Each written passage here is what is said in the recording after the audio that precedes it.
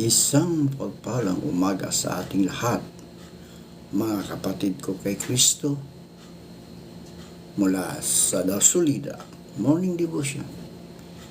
Isang kagalakan na muli tayo ay makapagbulay-bulay sa salita ng Panginoon sa umagang ito.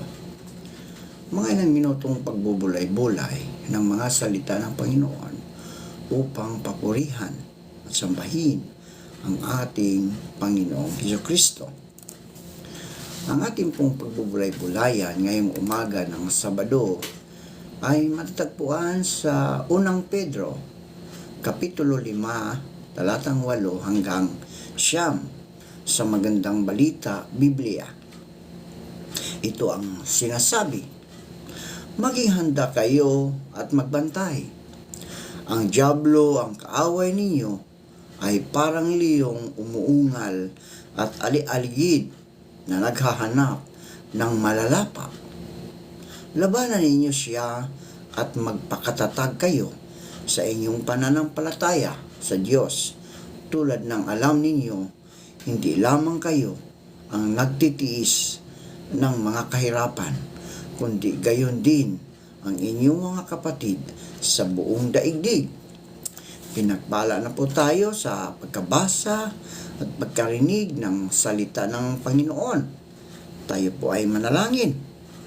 Diyos na mapagmahal, naririto muli ang iyong mga anak upang ikaw, Diyos, ay sambahin sa Espiritu at sa katotohanan. Maraming salamat, O Diyos, sa muli mong pagising sa amin at muli mo kaming binigyan ng buhay at ng lakas at ng karunungan. Panginoong Hesus, sa umagang ito, kami po ay humihingi ng kapatawaran sa harapan mo, Diyos, upang sa mga kasalanan aming nagawa, upang kami, Panginoon, ay karapat dapat kaming humarap sa inyo pagdating ng panahon. Panginoong Hesus, sa umagang ito, aking idinadalangin ang mga nangyayari sa aming kapaligiran, ang kaguluhan, ang hindi pagkakaintindihan sa bawat isa. Lord, naway maghari ka sa kanilang mga puso upang ang kapayapaan, O Diyos, ay patuloy na namamayani. Amin din inilalapit sa inyo, O Diyos, ang aming mga kapatid na nasa banig ng karamdaman. Patuloy mo po silang abutin, O Diyos, at ilayo at pagalingin mo, Panginoon. Ibalik mo ang mga lakas na nawala dahil sa mga karamdaman.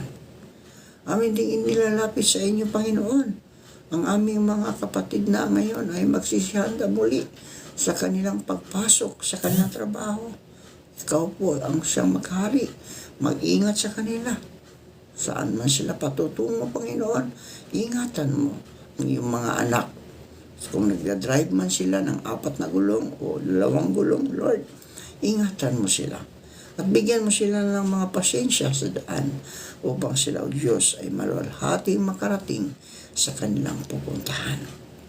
Panginoong Hesus, patuloy kong tinata sa inyo ang mga kapatid namin na naninirahan na sa ibang bansa. Patuloy mo silang ingatan, Ama. Patuloy mo silang gabayan at pagpalain mo sila sa ibang bansa na kanilang tinitirhan, Panginoon, mga lawang tahanan. Patuloy mo silang gabayan doon, Panginoon, at ilayo sa anumang mga kapahamakan. Naway maging pagpapala sila sa mga tao na roon, Panginoon, upang sila, Panginoon, ay patuloy na makabigay ng mga salita na magandang salita na nagmumula sa inyo, Panginoon. Lord, sa umagang ito ay aking inilalapit sa inyo ang aming bansa, ang bansang Pilipinas. Patuloy mo po itong ingatan at patuloy mo itong gabayan. Pagpalain mo ang bansang Pilipinas, Panginoon, ang aming mga namumuno, Panginoon, ikaw ang siyang patuloy na magbigay sa kanila ng karunungan. Gayon din po ang leader namin dito sa Imos. Patuloy mo po siyang gabayan at patnubayan, Panginoon, sa lahat ng oras ng kanyang buhay. maging ang iyong aralan, Panginoon. Patuloy mo pong pagpalain ang Philippine Christian University sa pangunguna ng aming presidente na si Dr. Gawan at ang kanyang mga vice president. Ikaw, O Diyos, ang siyang magbigay sa paaralan mong ito ng pagpapala. Mga pangangailangan, Panginoon, ng iyong paaralan ay patuloy mo po itong ibigay, Panginoon, upang ang paaralan mo ito ay patuloy sa kanilang mga misyon, Panginoon, na maipalaganap ang iyong mga salita sa pamamagitan ng Christian Formation Committee, Panginoon, ng aming Board of Trustees. Lord, sa umaga rito, patuloy kong dinata sa inyo ang mga nagsiselebrate ng kanilang kaarawan. Pagpalain mo po sila, O Diyos, maging ang mga nag-celebrate ng kanilang wedding anniversary. Pagpalain mo at ikaingatan mo, Panginoon. Maraming salamat po sa mga katugunan sa aming mga panalangin sa pangalan ni Jesucristo na aming Diyos at tagapagligtas. Amen.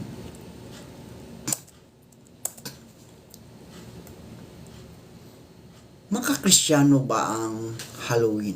Yan ang katanungan. Mga Kristiyano ba ang Halloween? Ano nga ba ang Halloween, mga kapatid? Ano ba ang Halloween? Ano sa tingin ninyo? Turo ba ito ng ating simbahan, ang Halloween?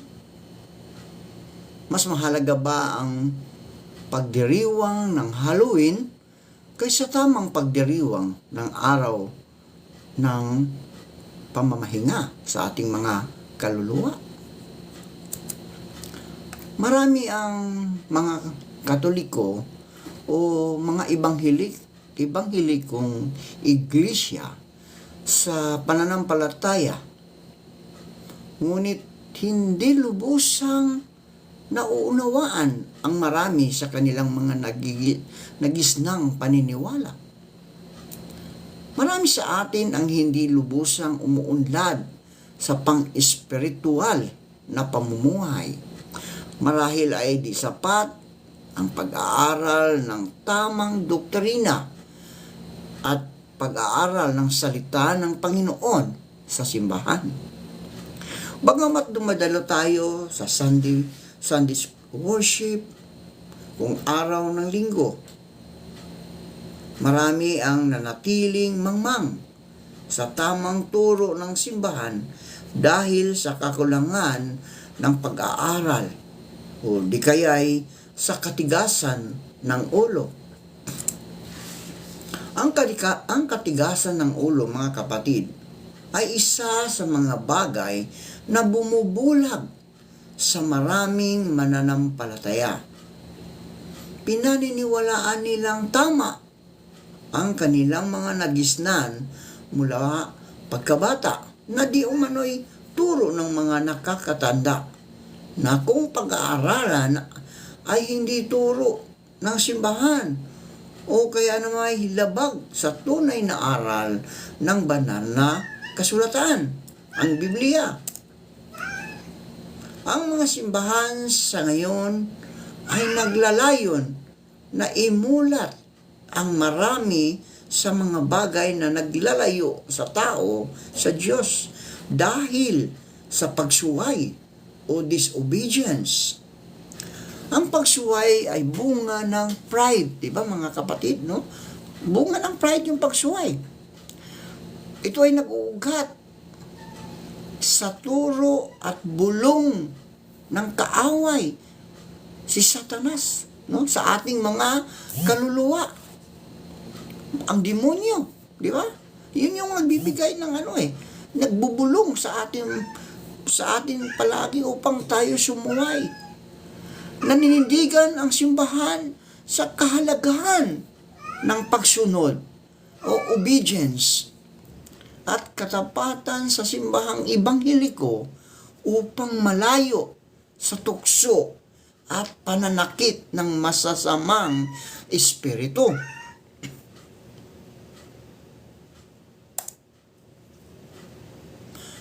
Ang turo ng simbahan, mga kapatid, sumunod kay Kristo. Manalig at mananampalataya sa Diyos. Ang Halloween ba, mga kapatid, ay pagsunod kay Kristo? No? Yun mga ang tanong lagi. Dahil kasi tayo mga Kristiyano, di ba? So ang Halloween ba ay ang pagsunod kay Kristo? Nagpapakita ba ito ng pananalig at pananampalataya sa Diyos? Ang sagot, mga kapatid, siyempre hindi. Hindi. Kung hindi ito turo ng simbahan, kung hindi ito nagpapakita ng pagsunod kay Kristo na manunubos natin, kung hindi ito gawain ng nananalig at nanampalataya sa Diyos, sino ang may turo nito? Sa pagdiriwang natin ng Halloween, dahil malapit na po, tayo ay mga araw ng kaluluwa, no? Sino ang nalulugod? Ang Panginoon ba?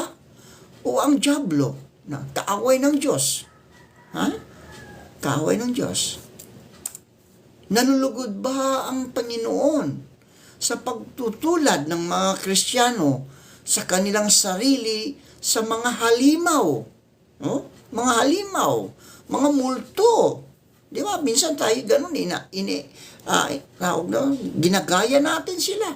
Nagsusuot tayo ng mga damit na pang halimaw. Minsan may sungay pa. No? At iba pang mga nakakatakot na nilalang. No? Tingnan natin. Nalulugod ba ang Panginoon doon? Ang paghahalin tulad natin sa mga kasuotan o yung mga costume, yung sinasabi ko kanina, yung susuot ka ng maitim na parang sutana, may sungay na merong, di ba nalulugod ba ang Panginoon doon? Sino ba ang nalulugod doon? Si Satanas, ang dyablo, ang siyang nalulugod dahil ginagaya mo. Pinupromote natin ang kanyang image, no? At mga anyo ng mga masasamang nilalang habang pumaparada sa kalsada yung ibang mga kapatid natin. Ha? Nagpamarcha sila.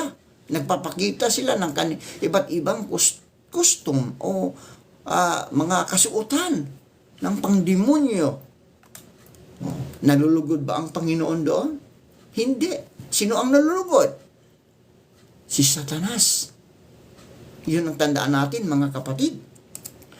Kung pumarada tayo sa kalsada sa pamagitan ng pagpupuri ng ating Panginoong Hesus, hindi ba't ito'y paraan ng pagdiriwang ng kaluwalhatian ng Diyos sa katauhan ni Jesucristo na siya ay namatay doon sa krus ng Kalbaryo dahil sa ating mga kasalanan?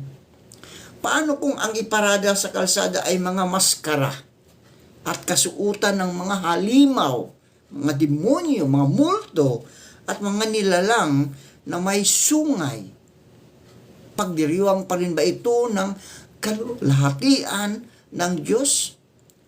O ito isang pagdiriwang ng kultura ng kamatayan at kasamaan sa mundo? Ay tinatawag na culture of death. Mula sa Halloween,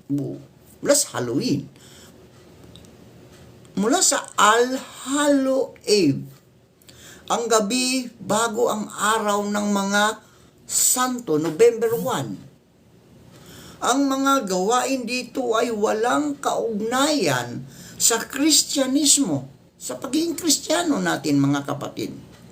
Ang mga gawain dito ay kahalintulad ng mga kaugalian ng sinaunang Celtic at Druid practices na kung saan ang Halloween ay pista ng pagdiriwang at pagpupuri kay Samhain o tunog suwin na isang Panginoon ng kamatayan o Lords of Death.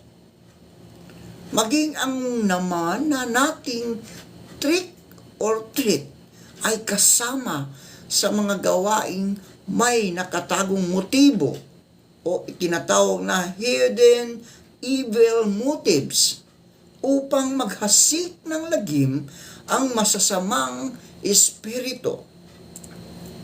One source of trick or treat aspect of Halloween is the belief that on this night, evil spirits, demons, and witches would roam to greet the season of winter darkness.